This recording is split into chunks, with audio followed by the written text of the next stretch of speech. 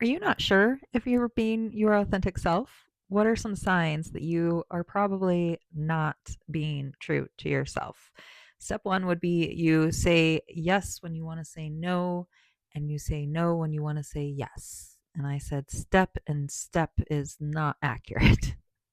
Yeah. So doing things that you don't want to do or committing to things you don't want to commit to, and ask yourself, why are you doing that? Is it because you want to say yes in order to support someone? Like, then usually that's like a full resounding yes. You're like, yes, this is my friend. Yes, they have my support. Yes, I want to be there for them. And I say that because I have a friend or two that is getting married this week, and I'm not going to be there, and I am filled with guilt and shame over it. So I put other things ahead of priority, and I put myself and my needs last. And now I am sitting in those emotions for it. So, personal share, keeping it real. Yes, tears are welling up. Okay, so moving on. You agree to things that you don't want to agree to, right? Or maybe you say no to things that you want to say yes to out of fear, out of judgment, out of the what ifs, right? Instead of the what if it goes right, we're leaning towards what if it goes wrong. Another thing of authenticity, how to know if you're actually like there with yourself. Can you sit with yourself in silence? Can you sit with other people in silence? Are you needing to constantly have noise around you? Are your decisions based off of outside noise? Are your decisions based off of people pleasing? These are questions that we want to look at. What kind of noise is around and influencing us? And as if we take out that noise, what do we have left? As I say this, news came up into my mindset. I was raised in, I guess I, I wasn't raised knowing politics, but I think that I would say that they're Republican. I don't really know. I just know that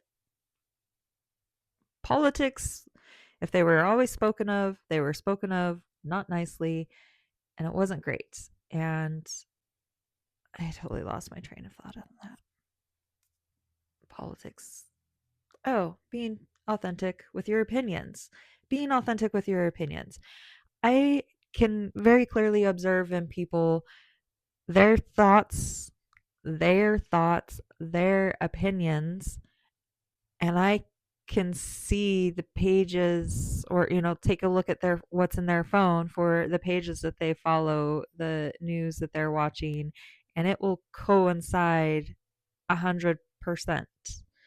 Like, they're not thinking for themselves. They're intaking information and regurgitating it out without maybe looking at this information and personally seeing how it resonates with them, and maybe searching the opposite spectrum with it.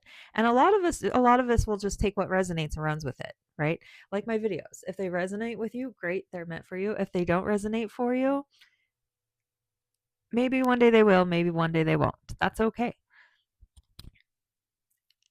The point of it is that our brains and our personality is very malleable, very moldable, right? And I have been through when it comes through religion, when it comes through politics, when it comes through science versus spirituality, when it comes for fitness and healthy eating versus not healthy eating. Like, I've dived into a lot of subjects and seeing the pros and cons of each, and making a web of what I believe to feel right and what I experience. And it's not just like, I guess I learned in the fitness world that everything that is proven to be real is not actually real. It's not calories in, it's not calories out, it's not specifically hormone this, it's not specifically hormone that. We are greatly complex creatures, and there is a lot more to us than that. And as far as how our overall system works, like when you dive into conspiracy theory and the actual history of mankind, and are there aliens or reptilians, and what's going on with the 12,000 year cycle of like the dark ages versus the golden ages. Like there's a lot that's happening, and if you it's really easy to just pick one thing and roll with it, and a lot of people's ego will do just that. It will pick one thing and it will roll with it, and that's their identity and that's what they believe.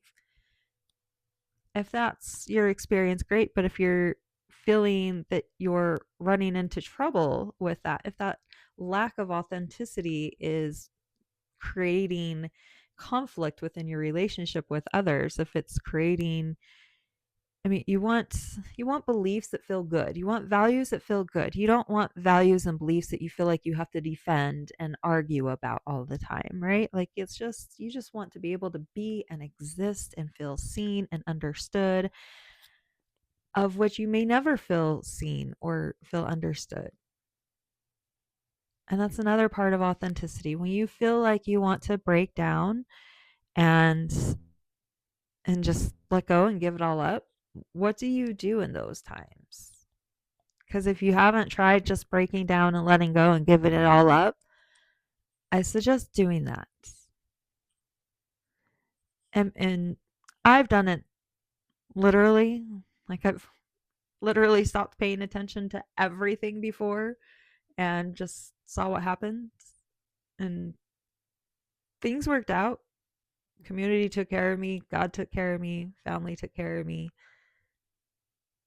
It worked out. Was it of the utmost respect and personal values in the ways that I would have liked? No, but it was the path that happened because I needed to give up. I needed to feel supported. I needed to feel that it was okay to give up. And if you can't take it to the extent that I did, because that's scary and not everyone has that courage to just, not everyone breaks to that level. That's really what it was, is breaking to that level. Usually when people break to that level, they turn to drugs and alcohol or suicide. Okay. And I refused to do any of those. So what happened happened. And maybe just set a timer and allow yourself to break down and let go for that timer.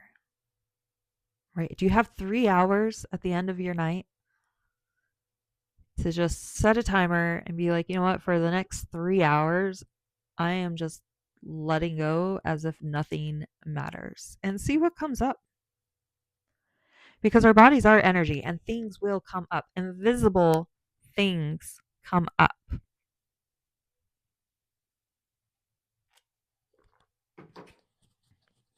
And paying attention to those invisible things, that's where you learn what your authenticity is. If you're in a group situation or a meeting at work and there's conversations happening and there's something that you don't agree with, or maybe something that you want to chime in and add into it, or maybe just a funny joke that crossed your mind and you didn't have the guts to say, think about those moments, because those are the moments where you are betraying your authentic self. And every time we betray our authentic self, we lose our connection to God, we lose our connection to self, and we become privy to those other spirits and demons that run those darker shadows of ourselves.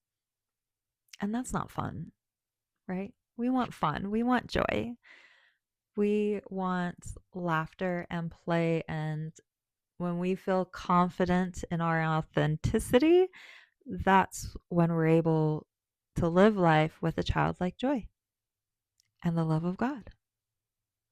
It's wonderful to be able to have those things shine through. My name's Deb. I'm going to end that there. Thank you for watching my video. If you made it through this, if any of this resonated for you, make sure you let me know in the comments below. Like the video if you liked it, and subscribe so that the right message will find you at the right time. We got nothing but more videos coming up, more subjects. It's only going to get clearer and more refined as we go on. And if any of this resonated with you, the seeds are planted for you to level up your energy, for you to become more in tune with your authenticity, for you to feel that spaciousness that is you, and that spark of connection that is your connection to the flow and to God and to life. So I'm Deb, sharing my human experience to help you enjoy your human experience. Much love.